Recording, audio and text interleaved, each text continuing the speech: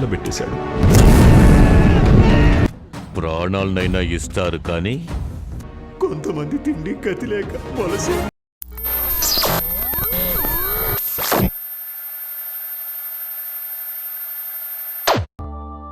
Cerita bermula di kota Madras pada tahun 1986. Kita akan diperlihatkan dengan ratusan preman yang sedang bersiap untuk makan malam. Preman itu dipimpin oleh seorang pria bernama Setupati. Ia merupakan seorang ketua preman yang paling disegani di Madras. Istri Setupati yang saat ini sedang hamil tua, ia meminta agar Setupati berhenti dari pekerjaannya saat ini. Karena ia tak ingin anaknya nanti menjadi seorang preman seperti Setupati. Ia hanya ingin anaknya hidup normal seperti orang lain. Malam itu saat Setupati bersama istri sedang tertidur, tiba-tiba beberapa orang preman yang selama ini menjadi musuhnya datang untuk menghabisi Setupati beserta keluarganya. Akan tetapi, para anak buah Setupati berhasil memergoki mereka semua. Lalu mereka pun menghajar para penyusup yang berusaha membunuh Setupati. Dan di saat yang bersamaan, istri Setupati mengalami sakit di perutnya. Dan malam itu juga ia berhasil melahirkan seorang anak laki-laki. Mendengar tangisan bayi membuat Setupati dan seluruh anak buahnya sangat bahagia.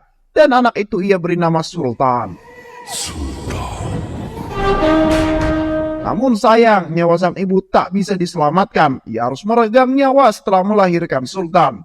Sejak saat itu Sultan diasuh oleh para preman. Mereka merawat dan menjaga Sultan dengan sepenuh hati. Banyak hal yang mereka ajarkan kepada Sultan, layaknya latihan seorang preman untuk membuat diri mereka lebih kuat. Meski begitu, mereka selalu berusaha untuk menjauhkan Sultan dari hal-hal yang berbau kekerasan. Karena itu adalah amanah dari almarhum ibunya. Kemudian scene beralih tahun 2021. Di kediaman Setupati terlihat ada seorang kepala desa dari desa sebelah. Kades itu meminta bantuan Setupati untuk bisa menghabisi seorang kepala mafia bernama Jayasilan. Mereka siap membayar Setupati dengan bayaran yang sangat tinggi. Asalkan Setupati mau membantunya mengusir Jayasilan. Nah, Jayasilan ini merupakan seorang preman juga seperti Setupati. Akan tetapi, Jayasilan ini preman bengis yang diperintahkan oleh sebuah perusahaan. Selama bertahun-tahun, perusahaan itu berusaha untuk mengambil alih tanah para warga untuk mereka jadikan lahan proyek tambang besi.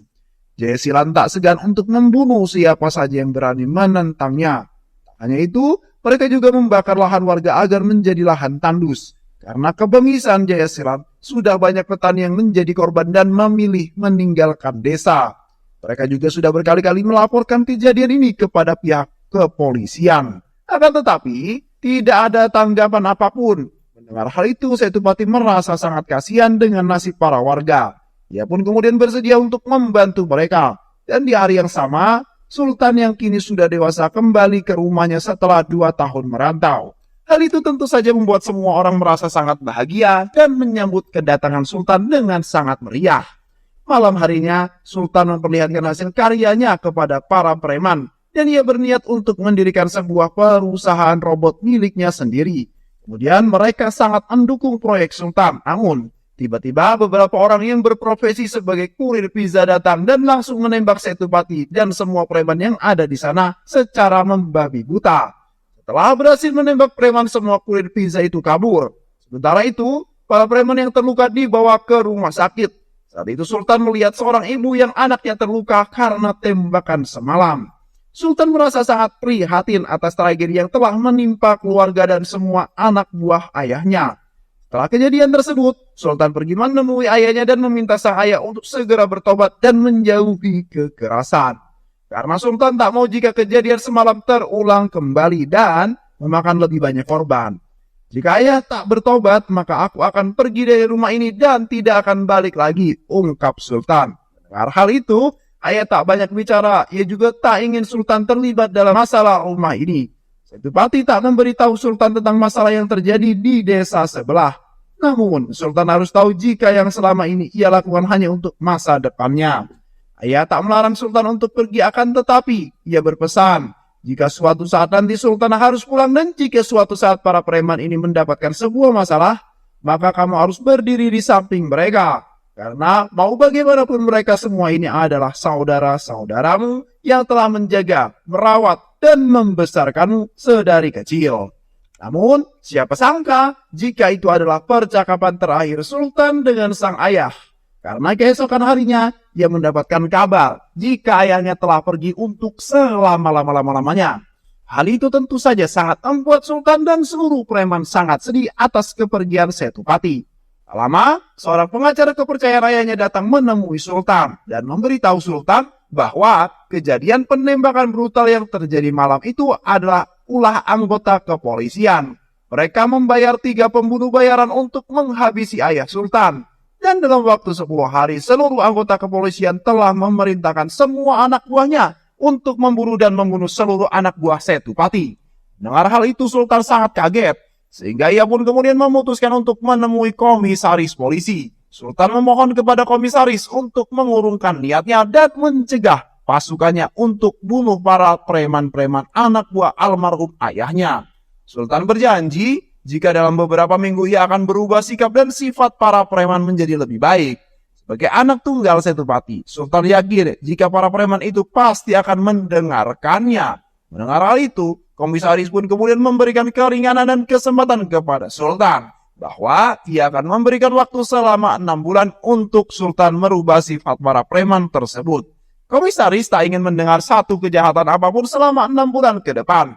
Dan jika ia mendapati satu laporan kejahatan saja, maka ia tak segan menghabisi semua preman-preman itu. Sementara itu, paman Sultan yang bernama Mansur mendapatkan sebuah telepon dari Kades yang saat itu meminta bantuan Setupati.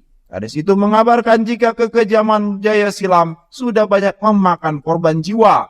Kades itu meminta agar Mansur dan seluruh anak buahnya datang ke desa dan mengusir Jaya Silam. Karena setelah kematian Setupati, Mansurlah yang memimpin para preman. Setelah mendapatkan telepon tersebut, Mansur mulai mengumpulkan dan menyiapkan seluruh pasukan preman untuk bersiap pergi ke desa sebelah untuk menghabisi Jaya Silan. Tetapi, saat itu ada seorang preman bernama Taraka yang tidak setuju dengan pendapat Mansur.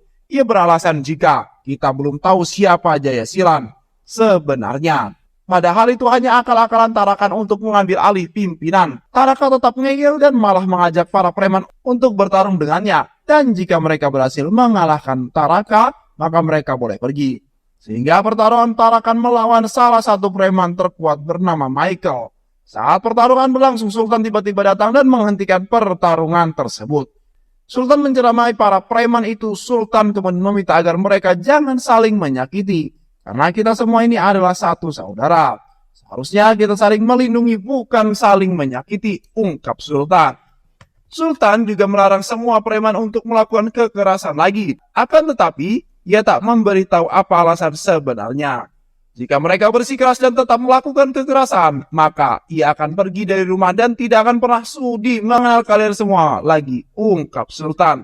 Hal itu Sultan lakukan karena sebenarnya ia sangat menyayangi para preman yang sudah ia anggap sebagai saudaranya. Ia tak ingin jika semua preman dihabisi oleh para polisi. Akan tetapi, Mansur sebagai pemimpin preman, ia akan tetap mengirimkan anak buahnya untuk membantu desa sebelah. Malam harinya tanpa sepengetahuan Sultan, mereka diam-diam pergi, akan tetapi aksi mereka diketahui oleh Sultan. Dan beralasan jika mereka akan pergi untuk mencari jodoh untuk temannya. Mendengar hal itu tentu saja Sultan tidak percaya. Sehingga Sultan pun kemudian memutuskan untuk ikut bersama mereka. Mereka yang tak bisa menolak akhirnya mengajak Sultan ikut bersama mereka. Singkat cerita, Sultan dan semua preman pun tiba di desa yang mereka tuju. Sampai saat ini Sultan masih belum mengetahui rencana Mansur. Ia dibawa ke rumah kepala desa untuk mengantarkan sahabatnya melamar anak kepala desa. Padahal itu hanyalah akal-akalan mereka untuk mengelabui Sultan. Saat lamaran akan berlangsung, tiba-tiba preman itu menolak untuk dijodohkan dan meminta jika pertunangan itu dibatalkan saja. Sultan terkejut mendengar pernyataan itu. Tak lama, anak dari kepala desa yang bernama Rukmani datang seketika membuat Sultan terpana dengan kecantikannya. Dan malah Sultan yang jatuh cinta pada Rukmani. Kalau Rukmani ceweknya saya juga mau. Begitu kata Sultan. Sultan langsung PDKT kepada Rukmani dan dia siap menikahinya. Semua orang terkejut mendengar perkataan Sultan. Dengan spontan, Rukmani pun menolak lamaran Sultan. Kenal aja enggak, tiba-tiba ngajak nikah. Mansur mengajak Sultan kembali ke rumahnya. Tapi Sultan menolaknya. Semua itu karena Rukmani. Ia akan terus berusaha mendapatkan cintanya Rukmani. Sultan meminta kepada semua preman untuk tinggal di desa ini. Sultan terus berusaha caper kepada Rukmani, tapi Rukmani tak peduli dengan Sultan. Malah Rukmani terlihat tidak tertarik dengan Sultan. Karena saat ini Rukmani hanya memikirkan tentang desanya, tak ada waktu untuk memikirkan soal percintaan. Ia sangat mengkhawatirkan keadaan desanya yang makin hari semakin memburuk. Hanya masyarakat yang menderita. Esokan harinya, Mansur and the gang mulai bersiap untuk melancarkan aksi mereka. Dan hal yang pertama mereka lakukan adalah mengintai setiap pergerakan Jaya Silan. Saat itu, si Taraka yang dari awal sudah kesal dengan Mansur. Tanpa sepengetahuan Mansur, tanpa pikir panjang, Taraka malah melakukan aksinya sendiri. Beruntung Michael yang melihat hal tersebut dengan sigap menarik Taraka agar tidak ketahuan. Hal itu Taraka lakukan agar dirinya dianggap sebagai seorang pahlawan. Sementara itu, Rukmani yang tengah bersama Sultan, ia kemudian menceritakan kondisi desanya. Rukmani menjelaskan jika bertahun-tahun warga desa sangat menderita dan tak bisa bertani. Padahal, bertani adalah sumber utama penghasilan mereka. Padahal dulu desa ini adalah desa yang subur dan makmur. Tapi semua itu berubah ketika seorang preman yang bernama Jaya Silan. Jaya Silan adalah preman yang diutus oleh sebuah perusahaan besar untuk mengusir dan mengambil paksa lahan para warga untuk kepentingan bisnis mereka. Rukmani bersumpah jika ia akan mengambil alih desanya dan mengembalikan kondisi desanya seperti dahulu kala. Mendengar hal itu, Sultan merasa kasihan kepada Rukmani. Dan Sultan berjanji bahwa ia akan membantu Rukmani untuk mengembalikan desanya menjadi desa yang aman dan makmur. Karena kejadian itu bertahun-tahun para warga terus dihantui rasa takut. Terlebih ketika seorang mengabarkan jika Jaya Silan mengambil paksa lahan warga. Mendengar hal itu, para warga semakin dibuat takut karena tak lama lagi mereka akan kehilangan tanah kelahirannya. Dan pada akhirnya, Sultan mulai menyadari tujuan yang sebenarnya dan alasan saudara-saudaranya datang ke desa ini. Dan membuat Sultan dilema. Di satu sisi, ia sudah berjanji pada komisaris untuk tak ada lagi kekerasan dan membuat para preman-preman menjadi lebih baik. Esokan harinya, Mansur dan semua anak buahnya pergi ke pasar karena mereka akan segera menghabisi Jaya Silan di pasar. Mansur memberitahu preman yang lain agar jangan membiarkan Sultan pergi ke pasar sebelum mereka menyelesaikan tugas ini. Akan tetapi mereka mendapatkan laporan jika Sultan dalam perjalanan menuju pasar, sehingga Mansur terus menghentikan misi ini dan menarik mundur semua preman. Akan tetapi, si Taraka lagi-lagi berbuat ulah. Ia malah menyuruh salah satu preman yang tuli untuk menyerang Jaya Silan. Namun hal itu diketahui oleh Sultan. Sultan langsung menariknya dan menghilang dari keramaian pasar. Karena kejadian itu membuat Sultan sangat marah. Ia meminta agar mereka semua menjauhi kekerasan. Saat itu kemudian Mansur menjelaskan jika yang mereka lakukan semata-mata hanya untuk menunaikan janji almarhum Setipati. Akan tetapi Sultan tak peduli apapun alasannya. Tak ada satupun yang boleh melakukan kekerasan selama dia masih ada di sini. Tak berselang lama beberapa warga datang kepada Sultan sambil menangis. Mereka kemudian menceritakan tentang kekejaman yang dilakukan Jaya Silan yang telah menyiksa semua warga desa tanpa pandang bulu.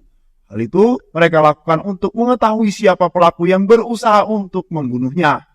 Warga memohon agar Sultan segera menyelamatkan para warga dari kekejaman Jaya Silan. Saat itu juga Mansur meminta izin kepada Sultan akan mengizinkannya untuk membunuh Jaya Silan kali ini saja.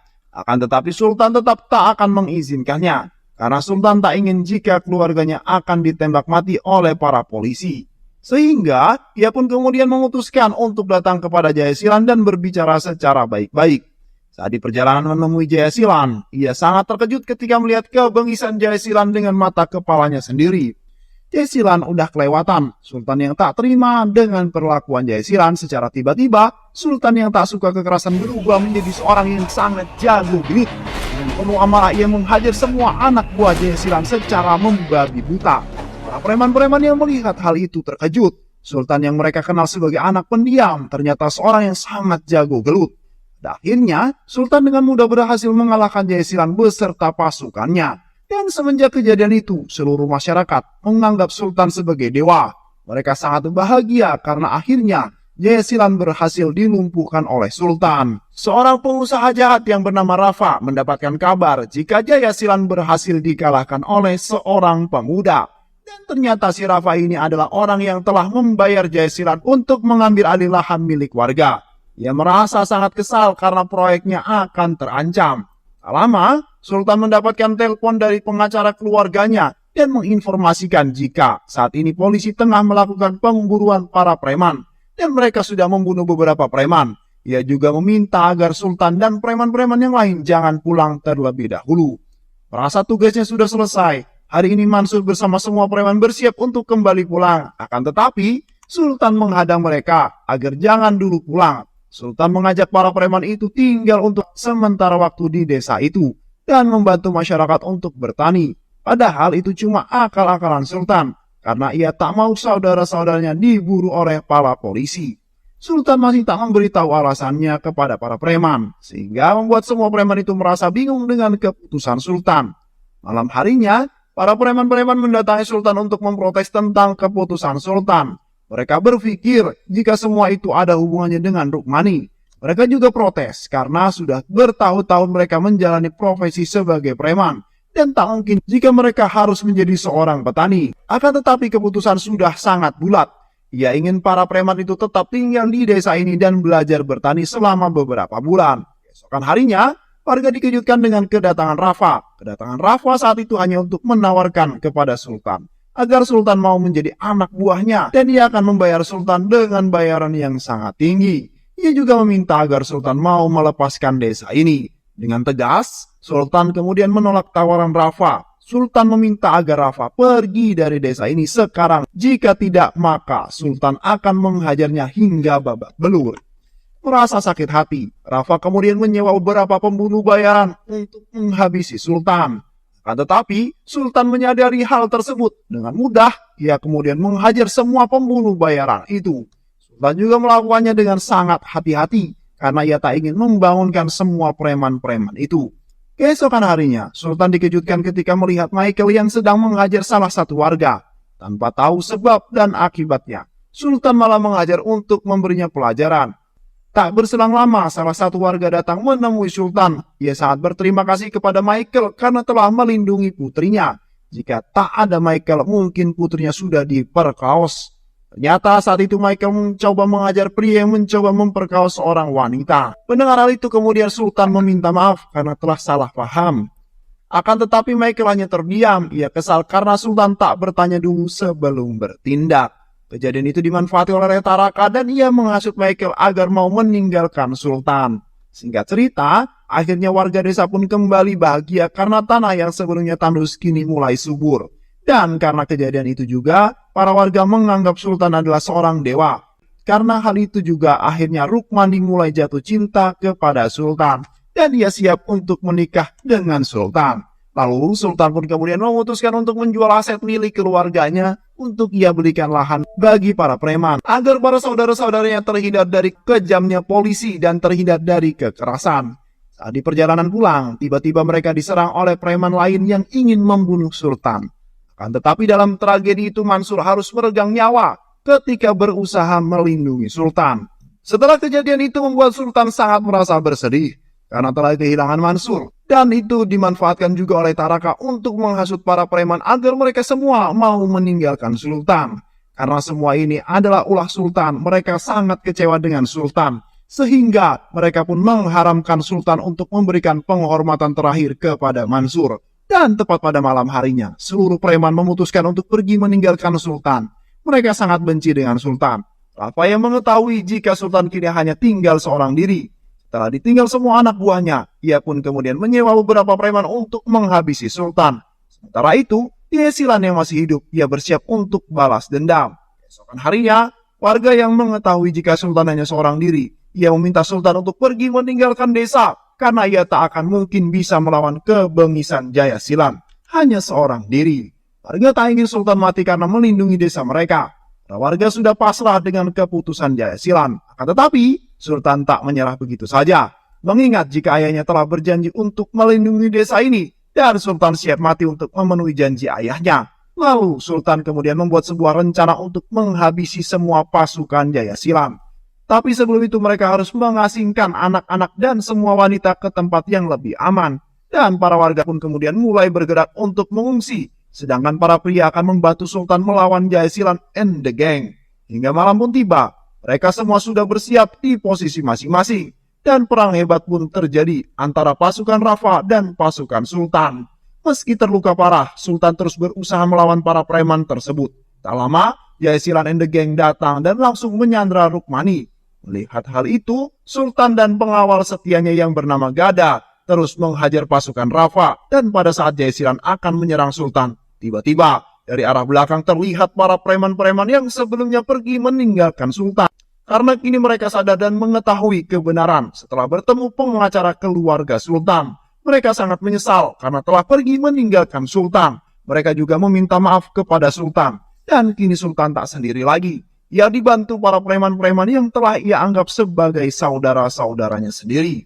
Pada akhirnya, mereka semua pun berhasil membantai Rafa dan seluruh anak buahnya. Juga berhasil membunuh Jaya Silan beserta anak buahnya. Dan kini mereka semua pun dapat hidup dengan bahagia.